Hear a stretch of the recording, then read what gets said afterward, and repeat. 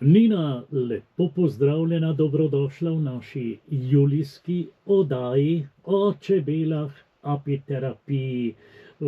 Marsikaj bomo ponovno izvedeli in pa seveda tudi svetovali. Tako je tudi reklama za tvoj nastop. Apiterapevtka Nina svetuje. Hvala, Torej, dober lepo dan. pozdravljena, ja. Danes pa se bova midva bolj posvetila čebelarskim društvom in pa apiterapevtskim društvom. Pa se dotakniva čebelarskih društev, teh je kar veliko po Sloveniji. Ja, v Sloveniji je kar precej čebelarskih društev. V bistvu so to zasebne organizacije oziroma civilno pravo ne bi to pokrivalo. Gre pa za v bistvu samo dejstvo, ki ga je že Aristotel v bistvu nekako označil, no, da je zelo pomemben dejavnik, namreč to je, da je človek družbeno in politično bitje, skratka potrebuje druženje, soustvarjanje, sodelovanje z drugimi, zaradi tega, da pridobiva občutek pripadnosti in še kaj drugega, no. Zdaj predvsem se mi zdi pomembno omeniti, kakšni so vzgibi, motivi in kakšni so interesi posameznikov, ki se včlanjujejo v taka društva. Natančneje gre za, če pogledamo samo skozi pravni vidik, 42. člen ustave v bistvu že določa pravico do formiranja različnih skupin enakomislečih. In te so lahko formalne ali pa neformalne, se pravi uradno registrirane ali pa tudi samo nekako oklicane brez neke pravne osebe, ki bi jih zastopala, ne. Recimo za pravne oblike so prepoznana čebelarska društva, čebelarska zveza prav tako ali območne zveze, in tudi apiterapevtska društva. V bistvu za vse to, kar sem naštela, je enaka zakonodaja, ker gre za zakon o društvih, in vse odlikuje predvsem neka zahteva, določba, da je to izraz demokratičnosti v družbi. To pomeni, da so vsi enakopravni, da ni nekega bistvenega rangiranja, so seveda različne vloge in funkcije, vendar so glasovi enake teže, no. To naj bi nekako tako pokrivalo. Bistven poudarek pa je na združevanju enakomislečih.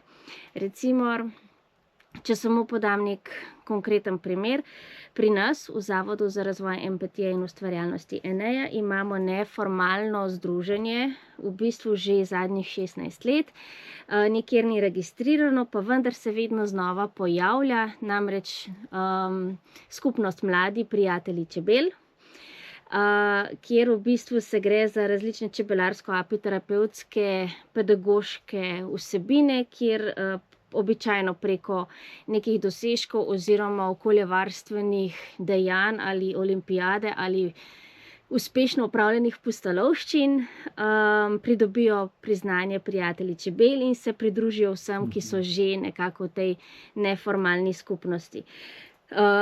V bistvu odlikuje jih predvsem vsebina, namen in pa seveda ime, a ne. Ni nikjer registrirano, ne nastopajo nikjer kot uveljavljanje nekega svojega interesa proti politiki, ker nima tega fokusa, nima niti tega namena. Gre predvsem za enakomisleče in za podpornike narave in čebel, a ne. Medtem na drugi strani pa, tako kot smo že omenili, imamo pa čebelarska društva, kjer se pa zelo namenoma v bistvu združujejo enakomisleči. To pomeni, da jih nekako združujejo jih neke vrednote, hobiji, s čim se ukvarjajo oziroma kjer želijo bolj organizirano posvečati svoj čas in znanje, no. Poznamo pa različne pravice, pa tudi koristi, motive, pa ne vem, kam bi šla najprej. Ne vem, No, pa ne bova šla koristit, ker tega je preveč na tem svetu, ker vsak gleda samo na svoje koristi, greva k drugim. Se pravi, greva k pravicam. V redu. V bistvu tako je. Zdaj, združenje enako mislečih pomeni avtomatično, da so neke psihološke in sociološke koristi. Jih pa pokrivajo tudi pripadajoče pravice, ki izhajajo prav iz človekovih pravic in temeljnih svoboščin. To pomeni, kaj recimo se najpogosteje opazi. Samo zato, ker je nekdo član društva in če izumi neki stroj, recimo, to še ne pomeni, da je to last ali lastnina društva. Intelektualna lastnina se vedno nanaša na posameznika. Ker gre za prostovoljno obliko dela in ne za koristoljubje v smislu materialnih koristi, tukaj tudi ne more biti nekih odnosov iz zakonov delovnih razmerij, gre za prostovoljstvo, to pomeni, da ni nihče po navodilih delodajalca nekaj naredil, da potem to ne bi bila njegova lastnina. Tako da to je v bistvu tista pravica, ki jo vsak ima. Jaz mislim, da v vseh skupnostih, kjer so odnosi pošteni, kjer je sodelovanje na nivoju in spoštovanju, tam povsod teh težav seveda ne morejo imeti. V bistvu mislim, da je najbolj smiselno, da se omeni, da še pravico do strokovnega razvoja in izobraževanja, pravico do poštenega postopka, se pravi do obravnave, predvsem ponujanju enakih priložnosti vsem. Tisti, kjer potem zelo pogosto se vidi recimo, da lahko različni profili članov v društvu različno doprinašajo. Recimo, večina ni poklicnih čebelarjev. Poklicnih čebelarjev je v Sloveniji veliko manj kot takih prostočasnih, ki imajo to bolj za obstrani, za svoj hobi, za dušo, kakorkoli. To pomeni, da imajo svojo strokovnost na nekih področjih. Tako da recimo društvo lahko zelo ta raznolikost koristi v smislu, nekdo je iz administrativnih voda, nekdo je iz veterinarskih, nekdo je iz strojnih, nekdo je recimo iz pravnih voda, pa lahko tudi kaj pomaga, kako se kaj organizira, izpelje. V glavnem, vsi ti profili nekako so tisti doprinos, ki društvo bogati. Neka osnovna ideja oziroma filozofija okrog teh skupnosti ne bi bila v tem, da katerikoli član društva počne in je lahko v promociji skupnim vrednotam, se pravi čebelarstvu, razvoju na tem področju, je samo doprinos in kvaliteta za društvo, zaradi tega, ker s tem, ko se predstavlja kot član društva in nekaj doseže avtomatično, tudi društvo pridobi na boljšem imenu zaradi tega. Pa bom jaz vseeno šla še na koristi, zaradi tega, ker je v vsakem primeru nek interes članov. Čisto popolnoma vsak se včlani z nekim interesom. Prav gotovo je tisti prvi interes že pridobivanje znanja, širjenje svojega znanja o čebelarstvu in podobno.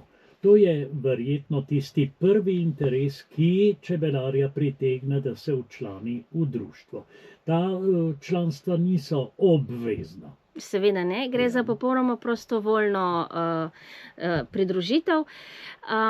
Tudi jaz recimo, ko sem se priselila iz Ljubljane v Kočevje, zatem, ko sem organizirala vse v zvezi s šolo za hčerko, prva institucija oziroma prva organizacija, ki sem jo poiskala, je bilo Čebelarsko društvo Kočevje.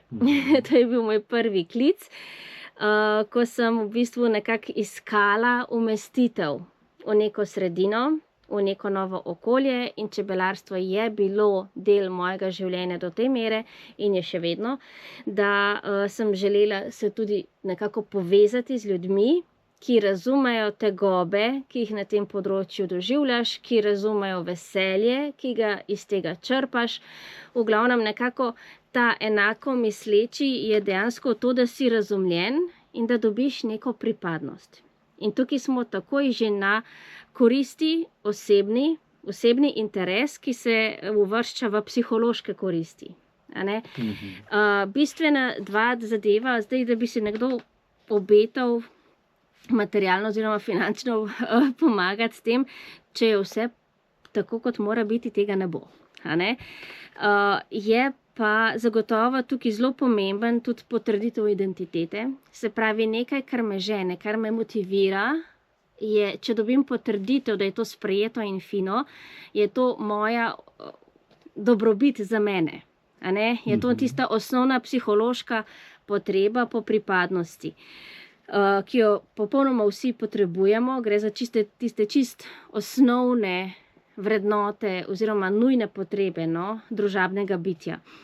Potem občutek kompetentnosti, tako kot sva rekla, ne samo to, da dobiš znanje ali pa nasvet, lahko ga daš. In to takrat, ko vidiš, da lahko podeliš, izmenjaš izkušnje, se počutiš bolj kompetenten in se vsi s tem v bistvu pridobivajo na znanju, pa na neki lastni vrednosti oziroma v pogledu v lastno zmožnost na tem področju, kar je lahko osvobojujoče, ker lahko vidiš, kje bi želel več ali kje lahko daš. In seveda socialna podpora je zelo pomembna tukaj, da nisi sam. Nekoga lahko pokličeš, nekam se lahko obrneš in to je v bistvu sploh v današnjih časih pravzaprav ena zelo pomembnih stvari, ker je življenje prehitro, ker je preveč površinsko, ker sicer je to individualizem v smeri človekovih pravic, je koristen civilizacijski napredek družbe, vendar se tudi to lahko sprevrže v pretirane skrajnosti, če ljudje gledamo preveč samo individualno in premalo kolektivno. Zato je smisel takih društev v timskem delu. Zagotovo. Ne pa tako je silt za nekim svojim mnenjem in posiljevati potem tudi vse ostale člane. Jaz mislim, da takšnega člana društvo hitro izolira. Zdaj ne morem trditi za vsa društva. Jaz, ko sem se odločila za to... To je čisto na splošno absolutno, rečeno. saj zato. Ja. Naj si bo to lovsko društvo, čebelarsko društvo, ribiško društvo. Ja. Vse posod je glavno tim. Vedno je glavni tim, Tako. pa predvsem to, da informacije tekoče potujejo, da so vsem dane priložnosti in da se medsebojno podpirajo. Sicer sem jaz tukaj mečkam preveč idealistična na trenutke, se mi zdi. Jaz ves čas trdim, da ni potrebe, da bi vsak vse sam obvladal, ker se lahko medsebojno dopolnjujemo. Vendar pa tega mnenja ne delimo vsi, niti ga ni potrebno pravzaprav. Samo je zagotovo dostop do informacij tista bistvena stvar.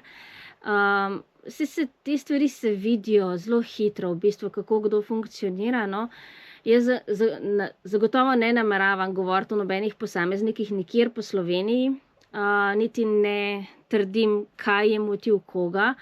Trdim pa neko neizpodbitno resnico in dejstvo, to je, da popolnoma vsi se včlanijo zaradi osebnih interesov. Ker to, kar sva do zdaj govorila, so vse osebni interesi, so vse tisti razlogi, zakaj ljudje iščemo družbo somišljenikov, kaj potrebujemo, kaj želimo dati in tako naprej. Kar veliko o tem, kaj je tisti interes, ki ljudi sili k takšnemu zbiranju v društvu. Še bova govorila morda tudi o neformalnih združenjih in podobno tudi o apiterapevtskih društvih. Predlagam pa, da zavrtimo nekaj glasbe in se potem vrneva k današnji temi. Velja.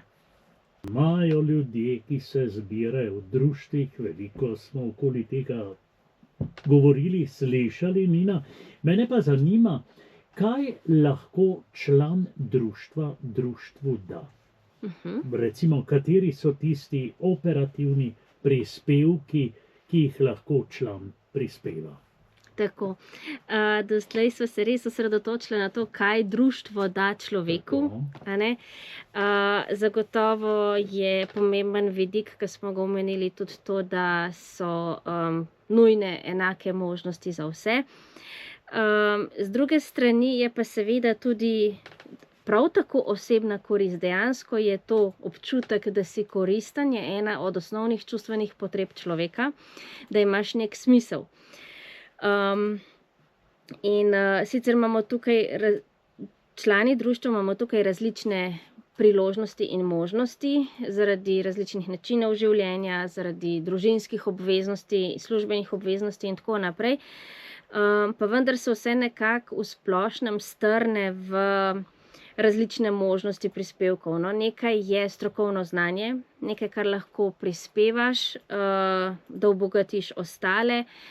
Izobraževanje je prav tako velik del društvenega življenja, tudi za čebelarska društva to velja, tako da priznavanje vrednosti lastnih članov je tudi ena od stvari, ki jaz mislim, da ni dovolj izkoriščena naokrog. Sicer pa je to predvsem kakšni operativni prispevki, recimo pomoč pri organizaciji dogodkov ali pa pomoč pri sodelovanju s širšo javnostjo ali pa kakšna logistika. Potem utečeno je že urejanje društvenega čebelnjaka tam, kjer ga imajo, skrb za čebele v regijskih učnih čebelnjakih. Potem utečene so pomoči v administraciji, to je zelo dragocena stvar. Potem kakšna mentorske vloge, a ne, to praviloma najmanj enega društvo naj bi imelo, po mojem mnenju, no. Mislim, da je to precej že razvito, to zdaj mogoče, da še ta vidik omenim, no, Čebelarska zveza Slovenije lepo drži roko nekako nad čebelarskimi društvi v Sloveniji, čeprav se včasih pozabi, da je hčerinska institucija to, ustanovila so jo Slovenska čebelarska društva, tako da v bistvu ni nekako naj ne bi bila nad njimi, ampak najmanj na enaki liniji in so društva tista, od koder prihajajo smernice in težnje za razvoj. Tudi te stvari so dokaj utečene sicer, no. Bistvene stvari pa bi izpostavila, da so tukaj pretok informacij pa čim bolj demokratično delovanje. Potem kakšni skupni prispevki družbeni, recimo urejanje spletne strani ali da napiše kakšen članek kam. Tudi ko čebelarji obiščejo šolo, vrtec, je to nekaj, kar je storjeno tudi za društvo, a ne samo za svojo dušo. Potem sodelovanje pri kakšnih humanitarnih ali dobrodelnih organizacijah, predlogi za izboljšave. Zdaj mislim, da kakor sem jaz bila doslej po terenu, mislim, da ima vsako društvo najmanj eno osebo, ki ima polno idej in kritik, a ne. Mislim, da so take stvari zelo odlične, da je treba, kako bi to povedala, najboljše se izkoristijo vse potenciale, ki jih lahko uporabijo na način, da so vodstva kar se da zrela v smislu slišanju predlogov za izboljšanje, ne kot napad, temveč kot dejansko, kaj bi se dalo, ne. Je pa seveda treba tudi razločiti med brezvezno kritiko, no, če tako rečem, ali konstruktivno kritiko. Kritika, ki nima predloga za izboljšanje, je pravzaprav samo omalovaževanje. No, nekako mislim, da če nekdo vidi, kaj bi bilo treba izboljšati ali nadgraditi ali obogatiti ali kakorkoli, mora imeti neko vizijo vsaj približno na kakšen način. Marsikaj mogoče ni takoj razvidno iz osnove, pa vendar, če se stakne glave skupaj, se pa marsikaj lahko ugotovi in razreši v bistvu, no. Spet pridemo do bistva pretok informacij, a ne. Da se stvari spremljajo iz pozitivnega vidika, da se dogajajo sodelovanja na tak ali drugačen način. Seveda so tukaj potlej tudi priložnosti za različne projekte, vendar pa zdaj tako, če društvo podpira določenega zasebnika pri kakšni stvari, mislim, da mora podpirati vse, ne samo enega. Vedno je treba nekako širši nabor imeti. Recimo, če se naslonim na Kočevsko društvo, je zelo luštna zgodba sodelovanja v projektu Beyond Mushroom, kjer je eden od partnerjev poleg zavoda Eneja tudi Čebelarsko društvo Kočevje. Smo že govorili tudi v radijski oddaji, da je eden od namenov projekta tudi razvijanje sredstva na osnovi medicinskih gob za krepitev odpornosti čebelje družine. In odličen pristop je, ko se ponudi sodelovanje več čebelarjem, da se lahko odločijo, ali bi spremljali, pomagali, razvijali in tako naprej. Skratka, da se možnost ponudi, ne pa da se kar določi, no. Mislim, da je to lepo steklo, no? Da ne bo kaj narobe izpadlo. O takih primerih govorim, no, kar se projektov pa razvojev pa tako naprej tiče.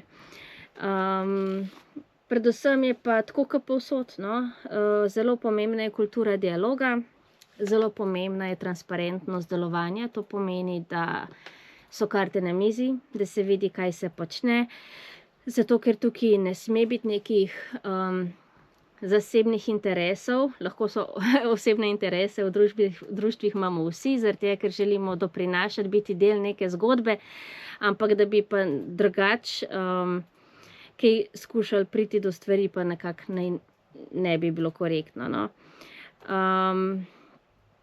Potem, kaj bi bilo še? Ja, seveda, no, tudi recimo že sama ta oddaja, kjer se pogovarjamo o čebelarstvu, o apiterapiji, predvsem o apiterapiji običajno, no, in o različnih vidikih delovanja. Tudi to je ena od stvari, ki doprinašajo pravzaprav, in sem zato zelo, zelo hvaležna Radiu Univox za podporo, ki jo izkazuje v tej zgodbi. Tako, no. Upam, da sem odgovorila.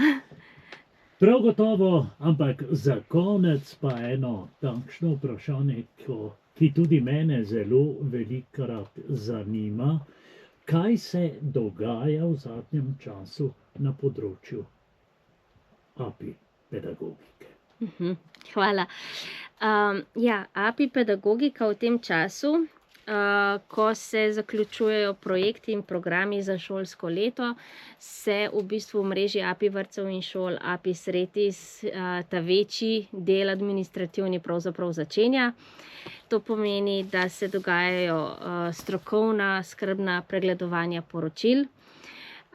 Jaz sem tista vmesna točka, se pravi, jaz sem koordinatorka mreže, tako da v bistvu malo pomagam, usmerjam, kjer opazim kakšno nehote izpuščeno pomanjkljivost, da izpostavim, da možnost, preden posredujem potem to komisiji, ki bo ocenila samo delo.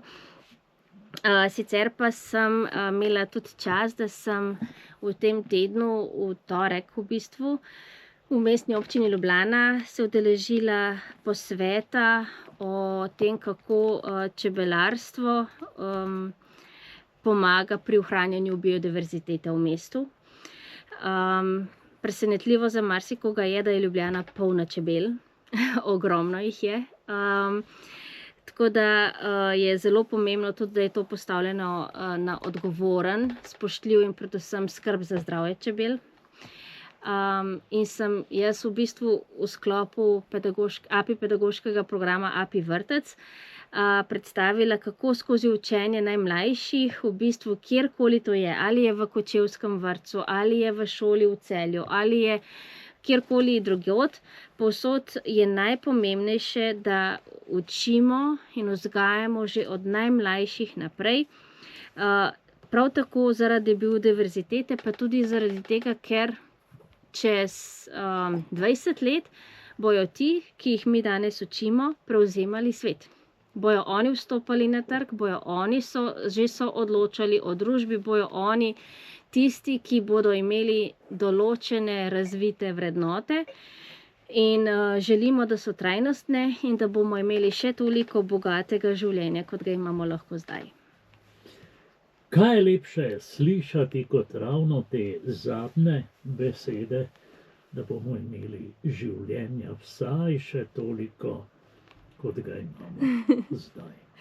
Prav lepa hvala, Nina, bilo je prijetno, čas hitro teče tudi v družbi API, pedagogike in čebelic.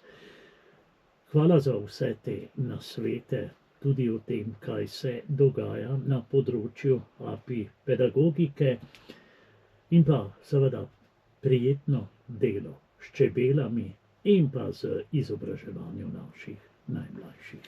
Hvala, se vidimo septembra. Do takrat naj medi. Naj medi.